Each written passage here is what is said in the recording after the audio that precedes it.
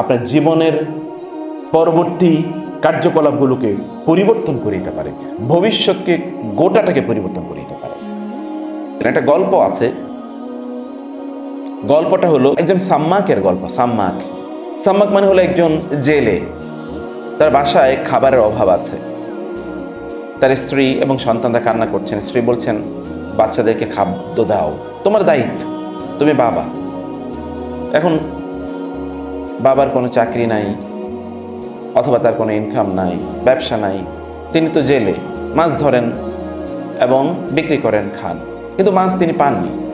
আজকে তিনি মাছ পাননি, এই জন্য তিনি বিক্রিও করতে পারেননি। বাচ্চারা কাঁদছে। এখন বাচ্চারা কাঁদলে তো মায়েরাও কাঁদে, মায়েরা তো খুব কোমল হৃদয়ের অধিকারী, অতএব মাও কাঁদছেন, বাচ্চাও কাঁদছেন।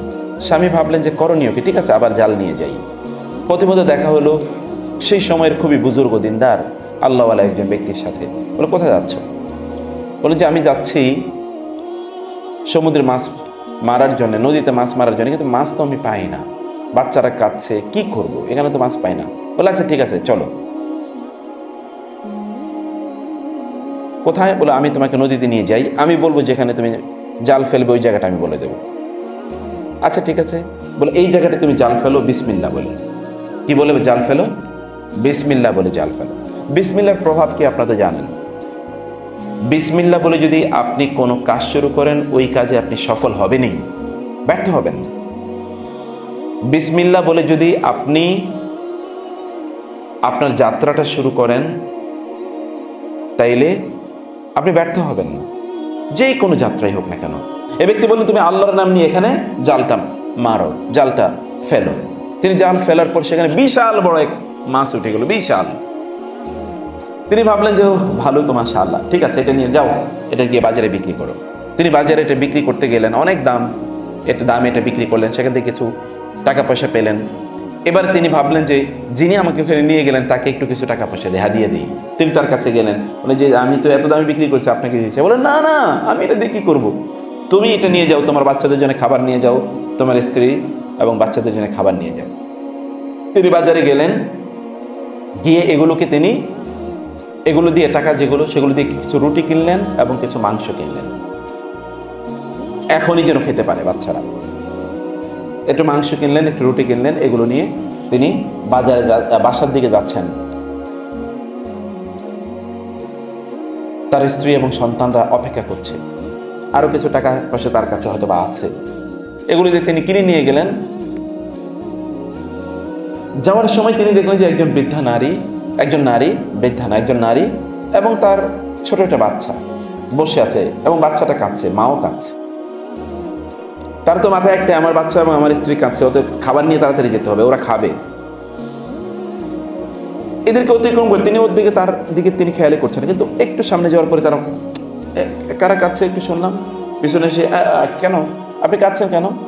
বলে আমার বাচ্চাটা এখন খাবার দিতে পারি না, তো বাচ্চাটা কাঁদছে।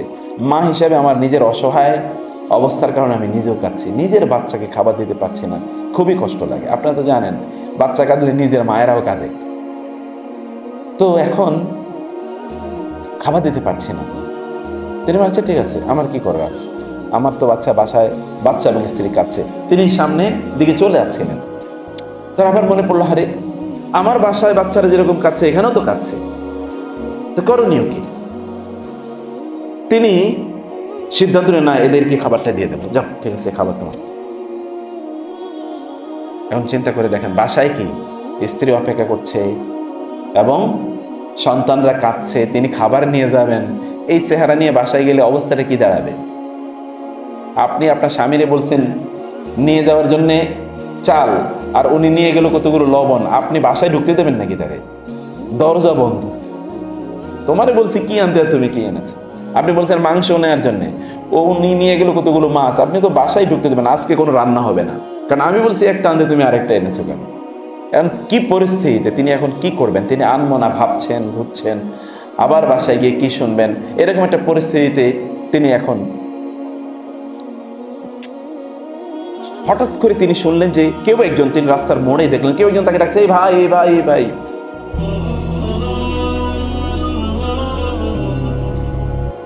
বলে কি ভাই বলেন তো? বলে ভাই একটা কথা জিজ্ঞেস করি। ভাই আমার এখন মেজাজ খারাপ, কথা জিজ্ঞেস করার দরকার নেই। বলে না প্লিজ একটু ইনফরমেশন। বলে কি? বলে আপনি কি ওই ওই ওই অমক লোকের চেনেন? বলে কেন, তাকে দিয়ে কি হবে? বলে না আমি একটু ওই লোকটাকে খুঁজছি। বলে বলেন তিনি আমার বাবা ছিলেন, তিনি মারা গেছেন অনেক আগে।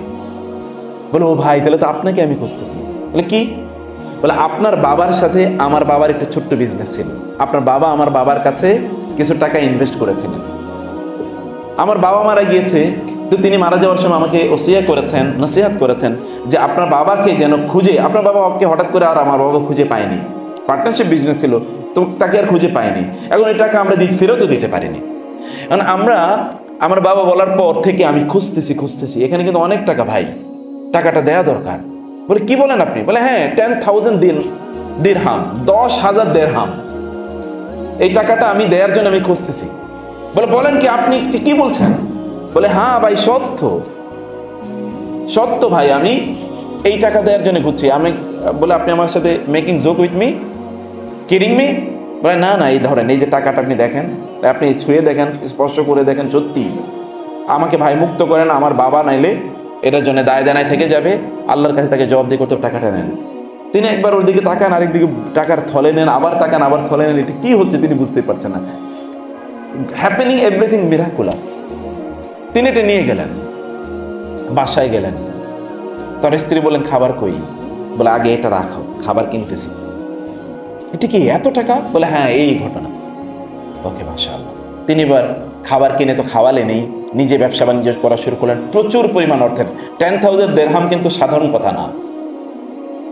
এখন তিনি অনেক বড় লোক, অনেক টাকা পয়সার মালিক। তিনি এখন চারিদিকে দান সাদাকা করছেন, তার চারিদিকে হিউজ নাম দাম, অনেক দানশীল, এই সেই।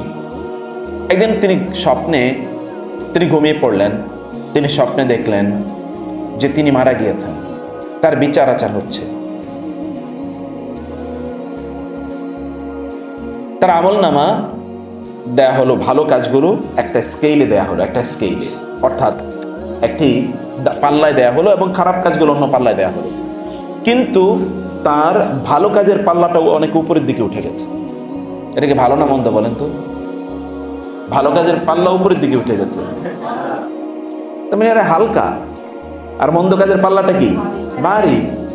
ফামান সাকুলাত মাওয়াজিনুহু ফাহুয়া ফি ঈশাতির রাদিয়া ওয়া মান খাফফাত মাওয়াজিনুহু ফাউম্মুহু হাওয়া। যদি তার দাড়ি পাল্লা হালকা হয় তাহলে তো বিপদ আছে, সর্বনাশ। এখন তিনি ভাবলেন যে সর্বনাশ আমার হলো কি? এখন তো দাড়ি পাল্লা হালকা মানে তো বিপদ কত। ফাউম্মুহু হাবিয়া, হাবিয়াতে তাকে যাওয়া লাগবে, সর্বনাশ অবস্থা। বলে লোকের তো অবস্থা খারাপ, যারা দাড়ি পাল্লা মাপছেন, যারা অবস্থা তো খারাপ। বলে আচ্ছা ঠিক আছে, ওর কি আর কোনো আমল টামল আছে কিনা দেখো তো বলো না, আর তো কিছু খুঁজে পাওয়া যাচ্ছে না। তো আরেকজন বলো না এই যে আমল নামে একটা জিনিস এখন দেখা যাচ্ছে। কি দেখা যাচ্ছে? বলে দেখা যাচ্ছে যে একদিন তিনি মাছ বিক্রি করে খাবার নিয়ে বাসার দিকে যাচ্ছিলেন। ওই সময় একজন নারী তার বাচ্চাকে নিয়ে কাঁদছিল।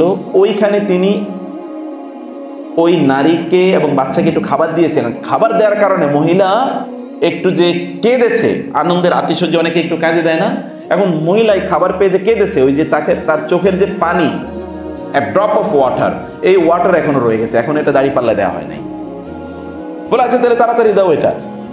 দাড়ি পাল্লা দেওয়ার পরে এখন দেখা গেল দুইটা সমান হয়ে গেছে, ওইটা এবং এইটা এখন প্যারালাল, মানে ভালো এবং মন্দ দুটো প্যারালাল হয়ে গেছে। বলে না এখনো তো রিস্ক, এখন কি করা হবে? এখনো তো বোঝা যাচ্ছে না কোন দিকে তার ডিসিশন হবে। বলে আর কি কিছু নাই? বলে হ্যাঁ আরেকটা বাকি আছে। বলে কি? বলে ওই বাচ্চাটার মুখে যখন মা খাবার দিয়েছিল, তখন বাচ্চাটা যে হেসে দিয়েছিল, ইবতিসামাতুর রাজুল ইবতিসামাতুত তিফল, ওই বাচ্চাটির মুখে একটা হাসি, মিষ্টি হাসি, ওই হাসিটা এখন রয়ে গেছে, এখন এটা দাড়ি পাল্লা দেওয়া হয় নাই। বলে আচ্ছা ঠিক আছে ওইটা দাও। ওইটা এখন দেওয়ার পরে দাড়ি পাল্লাটি, ভালোর দাড়ি পাল্লাটি এত ওজন হয়ে গেছে যে ওইটা বিপরীতটা একেবারে উপরের দিকে উঠে গেছে, এটা একেবারে নিচের দিকে নেমে গেছে। বলো লাকাদা নাজা, লাকাদা নাজা, লাকাদা নাজা, ও বেঁচে গেল, লোকটি বেঁচে গেল। একটা কি?